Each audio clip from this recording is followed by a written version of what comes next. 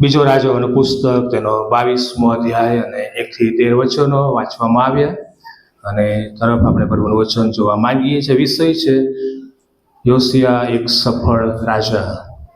વલ્લભભાઈ બહેનો, બાઇબલના ઘણા બધા પાત્રો વિશે આપણે જોઈએ છીએ, અભ્યાસ કરીએ છીએ, ત્યારે આપણને તેમના જીવનમાંથી ઘણી બધી બાબતો જાણવા અને શીખવા મળે છે અને આપણને એક નવું શિક્ષણ પણ ત્યાં આપણને પ્રાપ્ત થાય છે, બોધપાઠ આપણને મળે છે. અને એમાં એવા ઘણા બધા પાત્રો એવા છે કે એ લોકો પ્રભુમાં આગળ વધ્યા, એ લોકોએ સફળતા પ્રાપ્ત કરી અને એ બીજાઓને માટે પણ તેઓ નમૂનારૂપ અને આશીર્વાદનું કારણ પણ બન્યા છે. અને આવી જ એક વ્યક્તિ કે જે આજે અત્યારે આ સમયે આપણે જોવા માંગીએ છીએ, અને આવી જ એક વ્યક્તિ કે જેનું નામ છે યોશિયા રાજા, અને એ આજે આપણને અને મંડળીને એક ખાસ ઉત્તમ નમૂનો અને ઉદાહરણ પૂરું પાડે છે. હોશિયા રાજા, એના વિશેની માહિતી જો તમે જુઓ તો એ પુસ્તકમાં આપણને મળે છે. યહૂદાના રાજા આમોનનો પુત્ર, તેનો ઇતિહાસ જો તમારે જોવો હોય તો બીજો રાજા તેનો 22 થી 24મા અધ્યાયમાં એ આખો ઇતિહાસ તેના વિશે આપણને મળે છે. અને તેના વિશે આપણને જે માહિતી મળે છે એ આપણે જોઈ શકીએ છીએ કે આ રાજા એ બહુ ધાર્મિક રાજા હતો અને સારો રાજા હતો. કોઈ પણ વ્યક્તિ વિશે સારું અથવા તો સારાપણું એની નોંધ ત્યારે લેવાય છે કે જ્યારે એ પ્રમાણે વ્યક્તિ જીવન જીવ્યો હોય, અને એ જ પ્રમાણે આ રાજા વિશેની નોંધ આપણને મળે છે.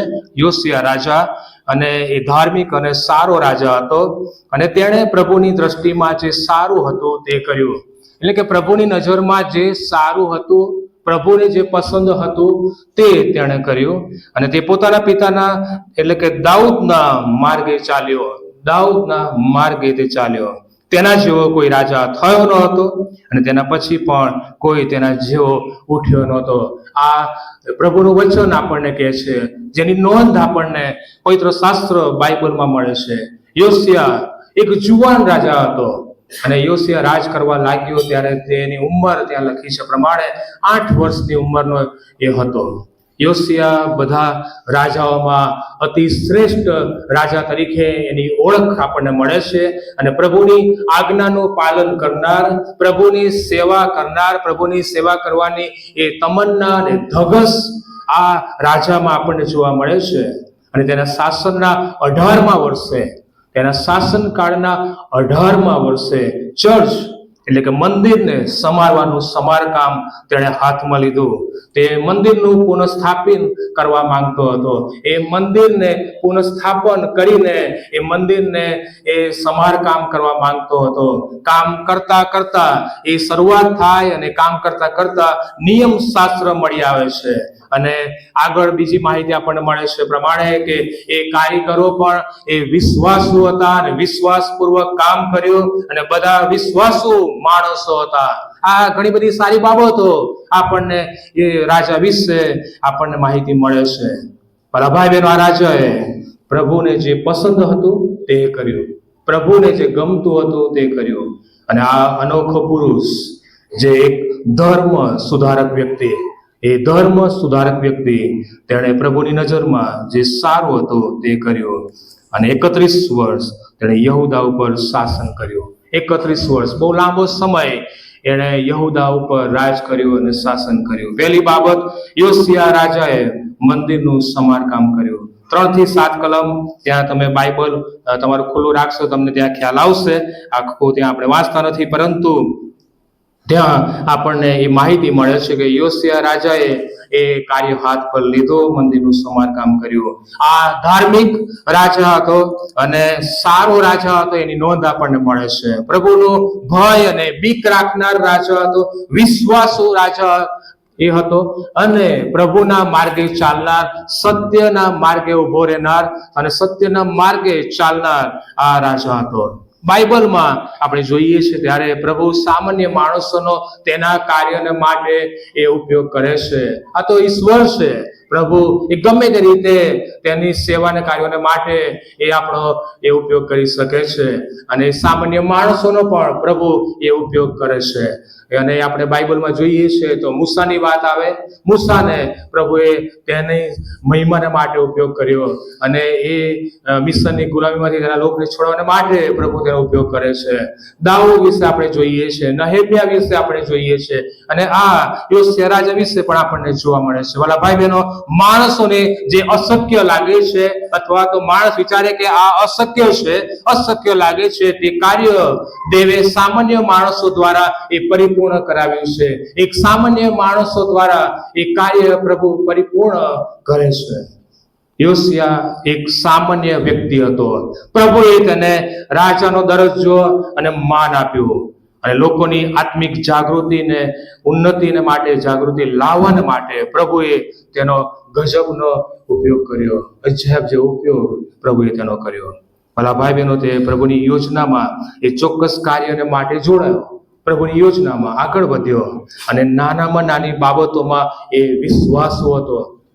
વિશ્વાસુ હતો અને તેની સાથે વિશ્વાસુ માણસો પણ હતા, એની સાથે વિશ્વાસુ એ વ્યક્તિઓ પણ હતા. ભલા ભાઈ બહેનો, આપણે યોશિયાની જેમ દરેક કાર્યમાં વિશ્વાસુ બની રહે તે જરૂરી છે. નાનામાં નાનું કાર્ય, એ નાનામાં નાની સેવા કે મોટી સેવા હોય, વિશ્વાસુપણે અને સ્વાર્થ વગરની આપણે સેવા કરીએ છીએ ત્યારે પ્રભુ એનો આશીર્વાદ આપે છે. કદાચ આપણે નોકરીના સ્થળે, આપણે આપણા કાર્યના સ્થળે, આપણા સેવા કાર્યોમાં, આપણા વ્યવસાયલક્ષી કાર્યોમાં, આપણી મંડળીમાં કે પછી અન્ય જગ્યાએ આપણે કેમ ના હોય, દરેક જગ્યાએ એ નાનું કામ હોય કે મોટું કામ હોય, વિશ્વાસુ પ્રમાણિકપણે આપણે કરીએ છીએ ત્યારે પ્રભુ એનો બદલો અને આશીર્વાદ આપે છે. ભલા ભાઈ બહેનો, શું આપણે યોશિયાની જેમ આપણે વફાદાર અને વિશ્વાસુ પ્રભુને છીએ ખરા? મિત્રો, ઈશ્વરે યહૂદાને એક સારો રાજા આપ્યો. યહૂદાને પ્રભુએ એક સારો આગેવાન, સારો રાજા આપ્યો અને તેણે નવીનીકરણ કરવાનો પ્રયત્ન કર્યો. રાજા એ પ્રભુની ઈચ્છા પ્રમાણે ચાલનાર હતો. આ રાજા પ્રભુની ઈચ્છા પૂરી કરનાર એ રાજા હતો. અને ઇતિહાસ અને વચન આપણને જણાવે છે કે ઇઝરાયલમાં મોટા ભાગના રાજાઓએ ઈશ્વરની વિરુદ્ધનું કામ કર્યું. ઇતિહાસ તમે જુઓ, એ વચનને તમે જુઓ, અને ત્યાં આપણે જોઈએ છીએ કે ઇઝરાયલમાં મોટા ભાગના રાજાઓએ પ્રભુની વિરુદ્ધ ગયા અને કામ કર્યું છે. અને એમાંનો એક દાખલો આપણને મળે છે બીજો રાજાઓનું પુસ્તક, તેનો 16મો અધ્યાય, અને ત્યાં આહાજ રાજા વિશે આપણને મળે છે. આહાજ રાજાએ ઈશ્વરની વિરુદ્ધનું કામ કર્યું અને તેના વિશે જે માહિતી મળે છે તે આ પ્રમાણે છે. બીજો રાજાઓ 16મો અધ્યાય, એ યોનાથાનનો પુત્ર હતો, યહૂદાના રાજા યાથામનો એ દીકરો હતો, અને પોતાના પિતા દાઉદના માર્ગમાં તે ચાલ્યો નહીં. અને ત્યાં લખવામાં આવ્યું છે પ્રમાણે કે મૂર્તિ પૂજામાં પડ્યો. એટલે સુધી એ ઢળી ગયો, પડી ગયો, એટલે સુધી કે મૂર્તિઓની સેવામાં તેણે પોતાના દીકરાઓને આગમાં ચલાવ્યા. આસુરના રાજા સાથે તે ભળી ગયો અને એ આહાજ રાજા આખા સમાજનું એણે સત્યનાશ વાળી નાખ્યો. અને રાજાએ મંદિરના પાત્રોનો નાશ કર્યો અને મંદિરના બારણા બંધ કરવામાં આવ્યા, મંદિરના દરવાજા બંધ કરવામાં આવ્યા. તેણે પ્રભુની વ્યવસ્થાને બાજુ પર મૂકી દીધી, પ્રભુની સમગ્ર વ્યવસ્થાને બાજુ પર મૂકી દીધી. પોતાના રાજ્યમાં મૂર્તિ પૂજા તેણે દાખલ કરી, વિદેશી વેદીનો આકાર અને ઘાટ એ લઈ આવ્યો અને પ્રભુના મંદિરમાં એને સ્થાપિત કર્યો અને ત્યાં મૂક્યો. અને ઈશ્વર વિરોધનું કાર્ય આ રાજાએ કર્યું. અને તેના વિશે માહિતી મળે છે કે 35 વર્ષની ઉંમરે તે મૃત્યુ પામ્યો. બહુ નાની ઉંમર, 35 વર્ષની ઉંમરે, કારણ કે પ્રભુની ઈચ્છા વિરુદ્ધનું કાર્ય અને પ્રભુની વિરુદ્ધનું કાર્ય એણે કર્યું. દેવનો ન્યાય આપણે જોઈએ છે. આહાજના દીકરા હિજકિયા, એની પણ માહિતી આપણને મળે છે બાઇબલમાં. આહાજના દીકરા હિજકિયાએ પ્રભુની નજરમાં જે સારું હતું તે કર્યું. પિતાએ ખરાબ કર્યું અને દીકરાએ સારું કર્યું.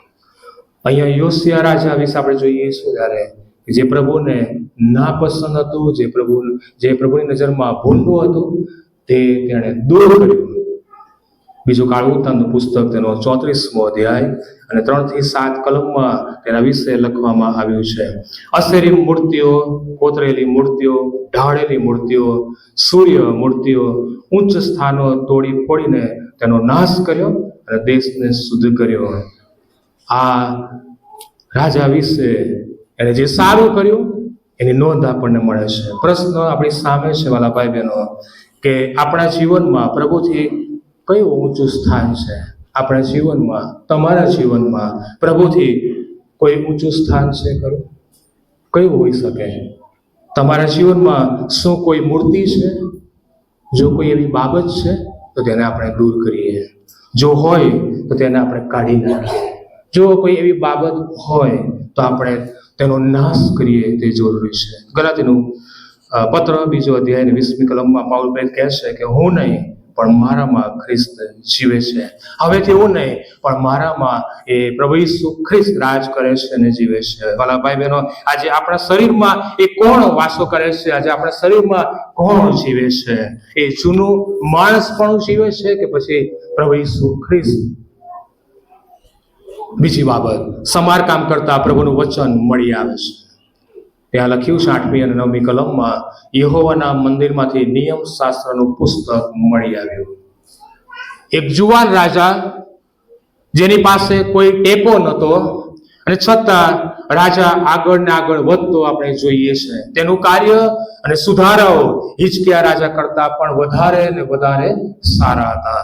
ભલા ભાઈ બહેનો, મંદિરના સમારકામ વખતે મંદિરમાંથી આ પ્રભુનું વચન, નિયમ શાસ્ત્ર એટલે કે પ્રભુનું વચન મળી આવે છે. નિયમ શાસ્ત્ર પુસ્તક એનો મતલબ કે બાઇબલના પ્રથમ 5 પુસ્તકો. બાઇબલના પ્રથમ 5 પુસ્તકો. એવું લાગે છે કે પ્રભુનો શબ્દ તે સમયે ખોવાઈ ગયેલો હતો. પ્રભુનો શબ્દ તે સમયે ખોવાઈ ગયેલો હતો. આજે પણ પ્રભુનું વચન ક્યાંક ને ક્યાંક ભૂલાઈ ગયું છે અને પ્રભુનું વચનનું મહત્વ ઘણી બધી રીતે ઓછું આપણને જોવા મળે છે. માર્ટિન લ્યુથરને આપણે યાદ કરીએ. આ નવેમ્બર મહિનામાં એનો જન્મ થયો. માર્ટિન લ્યુથર ધર્મ સુધારક થઈ ગયો. ધર્મશાસ્ત્રનો એ ઊંડો અભ્યાસી અને ઝીણવટથી તેણે અભ્યાસ કર્યો અને મહાન ભગીરથ કાર્ય પાછળ ધર્મશાસ્ત્રનો એનો ઊંડો અભ્યાસ, સતત અથાગ પરિશ્રમ, મહેનત અને પોતાનું જીવન એ બધામાં એણે ખર્ચી નાખ્યું. ભલા ભાઈ બહેનો, પ્રભુએ આપણને મૂલ્યવાન અને મોટા વચનો આપ્યા છે. આપણી પાસે છે. આપણે તેને વાંચીએ, મનન કરીએ અને જીવનમાં ઉતારીએ. આપણે નાના હતા, જ્યારે આપણે બાળક હતા, જ્યારે આપણે નાના હતા, ત્યારે આપણા મા બાપ આપણને દોરતા હતા. આપણા મા બાપ આપણી ચિંતા રાખતા હતા અને મા બાપ એ કહે કે ભાઈ તું સ્કૂલે ભણે છે, નિશાળમાં જાય છે, અભ્યાસ કરે છે, સારી વાત છે, પણ તું જો સારા માર્કે પાસ થઈશ, પ્રથમ નંબર લાવીશ, સારા માર્કે પાસ થઈશ તો હું તને ઇનામ આપીશ, હું તને ગિફ્ટ આપીશ. અને એ જે વચન મા અને બાપ આપણને આપતા હતા, માતા પિતા, અને તેનાથી જે આપણને આનંદ થતો હતો અને તેનાથી આપણને જે ખુશી મળતી હતી, એ ખરેખર એની રાહ આપણે જોતા હતા. એ આતુરતા હતી, એ ઇનામની આપણે આતુરતા આપણે રાખતા હતા. મોટા થયા, નોકરી પર લાગ્યા. નોકરી પર લાગ્યા એટલે આપણા માલિક અથવા તો આપણો શેઠ જ્યાં જે જગ્યાએ, જે ફિલ્ડમાં, જે જગ્યાએ આપણે કાર્ય કરીએ, નોકરી કરીએ, અને ત્યાં એ આપણું કામ, આપણી સેવા, આપણું કામ જોઈને એ ખુશ થાય છે અને માટે એ એમ કહે છે કે જો હજી પણ તમે વધારે સારું કામ કરશો તો 6 મહિનામાં તમારો પગાર વધારી દેવામાં આવશે, તમને પ્રમોશન મળશે. ત્યારે એ જે વચનો જે છે, એ વચનોથી આપણને જે આનંદ થાય છે અને આપણે પછી શું કરીએ છીએ? તનતોડ મહેનત કરીએ છીએ, પરિશ્રમ કરીએ છીએ એ સ્થાન મેળવવા માટે, એ વધારે સારું આપણને એ પગાર મળે, આગળ વધીએ, બઢતી મળે, તેના માટે આપણે કરીએ છીએ. ભલા ભાઈ બહેનો, પ્રભુએ પણ આપણને એ જ પવિત્ર અને મૂલ્યવાન મોટા વચનો આપ્યા છે. પ્રભુએ પણ આપણને એવા મોટા વચનો આપ્યા છે અને એ વચનો દ્વારા આપણને આનંદ અને આશીર્વાદ પ્રાપ્ત થયા છે. પ્રભુએ એ આશીર્વાદો પણ આપણને આપ્યા છે, ભવિષ્યમાં પણ એ આપતા રહેશે. પ્રભુ ઈચ્છે છે કે આપણે વચનોનો લાભ આપણે લઈએ. વચનોનો લાભ જો આપણે લઈશું, પ્રભુ આપણને આશીર્વાદિત કરશે. અહીંયા યોશિયા રાજા વિશે આપણે જોઈએ છીએ કે યોશિયા રાજાને પ્રભુની ભક્તિ અને વિશ્વાસપણાનો બદલો અને આશીર્વાદ એને મળે છે અને પ્રાપ્ત થાય છે. રાજાનો ભરોસો ઈશ્વર પર હતો અને તે પ્રભુનું અનુકરણ કરનાર આ પાત્ર છે અને નિયમશાસ્ત્રને તેણે કેન્દ્રમાં રાખ્યું. નિયમશાસ્ત્રને કેન્દ્રમાં. ભલા ભાઈ બહેનો, આ જ બાબત આપણા માટે પણ છે. નિયમશાસ્ત્રને એટલે કે પ્રભુના વચનને કેન્દ્રમાં રાખો, તેમાં જ જીવન છે અને એ જ જીવનને સુધારે છે. એ જ તમારું પરિવર્તન કરશે, બદલાવ લાવશે, જીવનને સુધારવાનું સામર્થ્ય તેમાં છે. હિબ્રુઓનો પત્ર 4 અધ્યાય 12મી કલમમાં લખ્યું છે કે પ્રભુનો શબ્દ એ જીવંત અને શક્તિશાળી છે. પ્રભુનો શબ્દ એ જીવંત અને શક્તિશાળી પ્રભુનો શબ્દ છે. તે સમયે એ શબ્દ ભૂલાઈ ગયો હતો. સમારકામ કરતા એ નિયમશાસ્ત્ર પ્રભુનું વચન ત્યાં મળી આવે છે. ભલા ભાઈ બહેનો, આજે આપણા હૃદયમાં પ્રભુનું વચન છે ખરું? આજે આપણા હૃદયમાં એ પ્રભુનો શબ્દ છે ખરો? વિચાર કરીએ. ત્રીજી બાબત, યોશિયાએ પસ્તાવો કર્યો. યોશિયાએ એ પસ્તાવો કર્યો. 10 થી 13 કલમમાં લખ્યું છે, સાફાને પુસ્તક રાજા આગળ વાંચ્યું અને રાજાએ વચનો સાંભળ્યા ત્યારે એમ થયું કે તેણે પોતાના વસ્ત્ર ફાડ્યા. જ્યારે પુસ્તક વાંચવામાં આવ્યું ત્યારે યોશિયા રાજાએ એ ભયભીત થયો, પોતાના વસ્ત્ર એણે ફાડ્યા. વસ્ત્ર ફાડવા એટલે શોક કરવાની વાત છે. પ્રશ્ન એ છે વાલા ભાઈ બહેનો કે રાજાએ શા માટે પોતાના વસ્ત્ર ફાડ્યા? એનું કારણ કે તેમના પૂર્વજોએ એ વચનો ધ્યાનમાં લીધા નહીં, એ નિયમશાસ્ત્ર પ્રમાણે ચાલ્યા નહીં, એમના પૂર્વજોએ એ વચનો પ્રમાણે જીવ્યા નહીં, અન્ય દેવોની આરાધના અને ઉપાસના એ લોકોએ કરી અને ચાલુ રાખી. અને માટે રાજાએ લોકોને માટે, નહીં કે પોતાને માટે, રાજાએ લોકોને માટે પસ્તાવો કર્યો. કારણ કે એ વચન પ્રમાણે ઈશ્વર એ દેશ ઉપર અને ઈશ્વર એ લોકો ઉપર એ શિક્ષા લાવનાર હતા.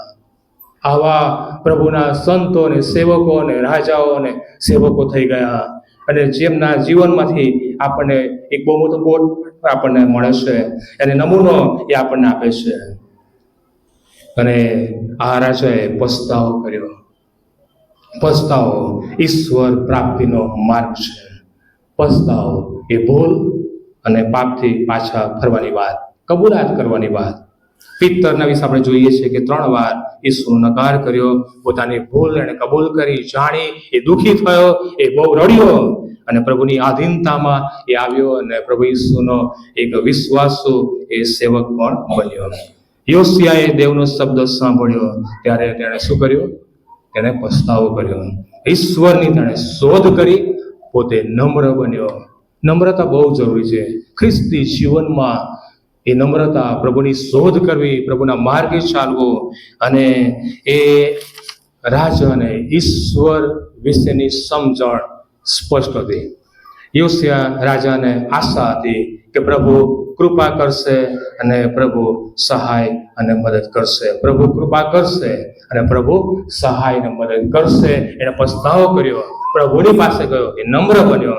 પ્રભુ યહૂદાને ન્યાયથી બચાવે છે. સમગ્ર પ્રજાને, યહૂદાને પ્રભુ એ ન્યાયથી, શિક્ષાથી પ્રભુ બચાવ કરે છે. અને પછી શું કર્યું? 23મા અધ્યાયમાં આપણે જોઈએ છીએ. અને તેણે સામાન્ય સભા બોલાવી. તેણે સામાન્ય સભા બોલાવી. જાહેરમાં ઈશ્વરને અનુસરવા, જાહેરમાં ઈશ્વરને વચનોનું પાલન કરવા, જાહેરમાં ઈશ્વરના કરાર એણે કર્યા. લોકો જોડાયા, સેવાને માટે લોકો તૈયાર થયા, મંદિરની સફાઈ થઈ, પુનઃસ્થાપન પર એ ધ્યાન કેન્દ્રિત કરવામાં આવ્યું અને પરિણામ એ આવ્યું. નિયમશાસ્ત્રની પ્રાચીન નકલ મળી આવે છે અને સુધારાને વેગ આપવામાં આવ્યો. સુધારાને વેગ મળ્યો. ભલા ભાઈ બહેનો, યોશિયા રાજા જીવ્યો ત્યાં સુધી, યોશિયા રાજા જીવ્યો ત્યાં સુધી લોકો પ્રભુના માર્ગે ચાલ્યા અને લોકો ઈશ્વરને અનુસરતા રહ્યા. ઈશ્વર યોશિયાની સાથે હતા, જેમ મૂસાની સાથે, યહોશુઆની સાથે અને હિજકિયા રાજા સાથે. તે જ પ્રમાણે પ્રભુ આજે પણ આપણી મધ્યે છે અને આપણી સાથે છે, અને તે સદાકાળ રહેશે, સદાકાળ આપણી મધ્યે વાસો કરશે. જીવતો પ્રભુ એ યોશિયા રાજાની સાથે હતો, અને જીવતો પ્રભુ યોશિયા રાજાની જેમ આપણી પાસે પણ એ પ્રસ્તાવિક મન અને હૃદય માગે છે. યોશિયાની જેમ પ્રભુને જે પસંદ છે અને જે પ્રભુને ગમે, જે સારું છે, આવો આપણે એ પ્રમાણે કરીએ, આગળ વધીએ. ભલા ભાઈ બહેનો, આજે આપણા સમાજની સ્થિતિ કેવી છે વિચાર કરીએ. આજે આપણા મંદિરની સ્થિતિ કેવી છે વિચાર કરીએ. આજે મારું ને તમારું આત્મિક જીવન કેવું છે આપણે તપાસીએ. જાગૃતિ અને ધર્મ સુધારણાની હવે જરૂર છે. પ્રભુનું આગમન નજીક છે, એ વચનો પરિપૂર્ણ થઈ રહ્યા છે.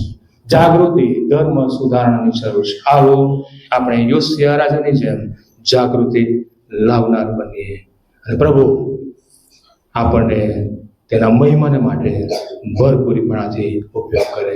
પ્રભુ આ વચન દ્વારા તેની આશીષ અને કૃપા આપણ સર્વને આપે. પ્રાર્થનામાં જોડી પ્રાર્થના કરી. પ્રભુ, અમે આભાર માનીએ છીએ આ જીવંત વચનો માટે. પ્રભુ, યોશિયા એક સફળ રાજા બન્યો, અને એ જ પ્રમાણે અમારી પ્રાર્થના છે, યોશિયા જેવા તમે અમને બનાવો. જે ભૂંડું છે પ્રભુ તે ધિક્કારવા, અને જે સારું છે તે સ્વીકારવા અને વળગી રહેવા પ્રભુ તમે કૃપા આપો. આ પ્રભુ એ વચનો પ્રમાણે જીવન જીવવા, વચનોનું સંશોધન કરવા, મનન કરવા પ્રભુ તમે અમારી સહાય અને મદદ કરો. પ્રભુ, તમને વફાદાર, પ્રમાણિક અને વિશ્વાસુ બની રહેવા અને વિજય પથ પર આગળ વધવા તમે અમારી સહાય મદદ કરો, અમારો ઉપયોગ કરો, અને અમારા જીવન દ્વારા તમે માન અને મહિમા પામો એવી મારી પ્રાર્થના છે. અમારી પ્રાર્થના પ્રભુ ઈસુ ખ્રિસ્તના નામમાં સાંભળો, સ્વીકાર કરો. આમેન.